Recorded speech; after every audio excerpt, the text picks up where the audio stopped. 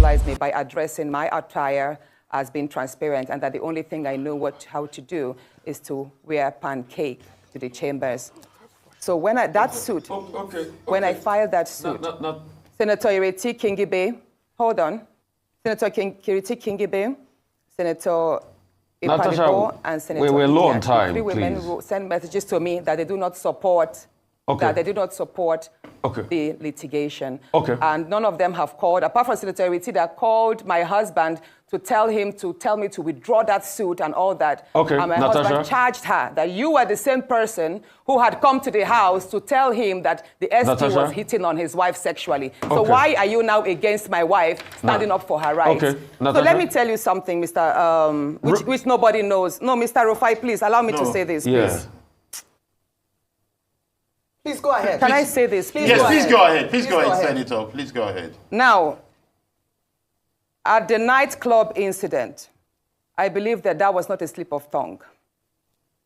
That was not a slip of tongue. He has a number of times told me that there are various ways we can have fun. If we travel, he has a way of making the house, the space. He can basically create a party in the space. Do you understand? Like a nightclub in the space and would have fun and all of that. So that nightclub incident statement was not a mistake. It was more like out of the abundance of the heart, the mouth speaketh. But let me say this. The day before please, Rufai, let me laugh. Go ahead, Natasha. Go ahead, Senator. Please go ahead. Let me speak, please. Please go ahead. Please go ahead. We're if you don't want me to speak, I'll walk out and complete this on my Facebook, please. Please go ahead. We're trying to manage time, Senator, but go ahead and finish it quickly. We're trying to manage time, but please go ahead. The night, or should I say that morning, early hours of the morning that he apologized, which was 23rd of July, 2024. That was the morning he apologized. So the night I have it printed here. I have the screenshots of the phone call.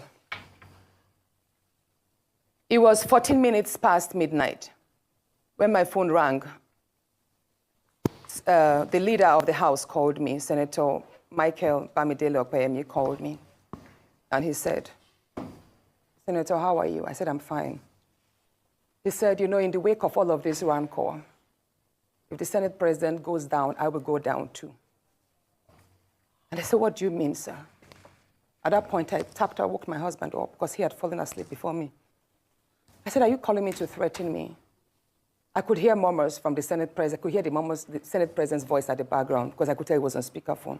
He said, no, I'm just telling you that, you know, there's a whole lot of attack on the Senate President, and if things go down, if he resigns or something happens, I should know that I'm going to be held responsible, and I also go down. At that point, I started shouting.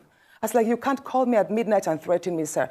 You can't do this. And mind you, I was actually surprised because the leader of the House is someone I respect greatly. He's a very good friend. He's a very calm person. And I believe, I'm saying it, that if he actually made those statements, he probably was told to do so.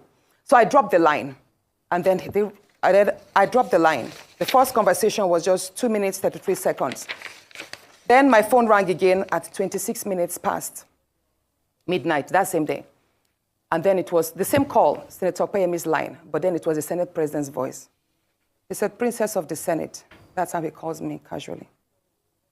You know, I've been attacked. My wife has not slept for days. She's been crying. She's received lots of insults, all because of you. I said, no, sir, it's not because of me. It's because of you. I didn't force you to order that statement.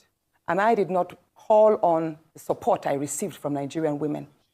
So don't blame it on me. Say, no, he's telling me this because the Dane of Agbo, I think he's a king in Agbo in Delta State. So the Dane of Agbo spoke with him and told him that he, that's the Senate President, was the most hated politician in Nigeria at that point. Mind you, that was a few days to the protest. There was this end bad governance protest on the 1st of August, and this incident happened like a week before.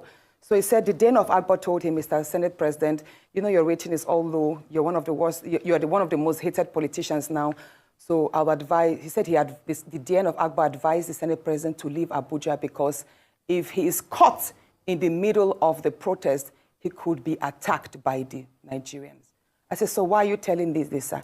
He said he's telling me because he found it insulting that the Den of Agbo would tell him to leave, to run away, to leave Abuja. And that he's telling me, he said, Natasha, I'm telling you, go and tell them that if anybody over the age of 20 approaches me during the protest, I will what was the word? Hold on. I will take that person down. The Senate president told me over the phone that based on the advice that the Den of Agbo gave him, that he should leave Abuja in the wake of the protest so that he will not be caught and probably will not be approached or attacked by the youth. He said, Natasha, I have the capacity, I'm number 3 citizen. If anybody over the age of 20 dares to confront me, I will take that person down. That person should dare me with his life. I said, at that point, I started shouting. I now told my husband, he didn't know the phone was on speakerphone all the while because I'd woken my husband up from the first speaker. I was like, my love, can you hear what he's telling me? This is exactly what he does. At that point, when he knew, he was like, is your husband there? Oh, yeah. I said, yes, sir, my husband is here. And he heard everything. He then told me to pass the phone to my husband. And you know what he said? Immediately, he changed his tone. He was like, oh, Alema, I have a slot for you.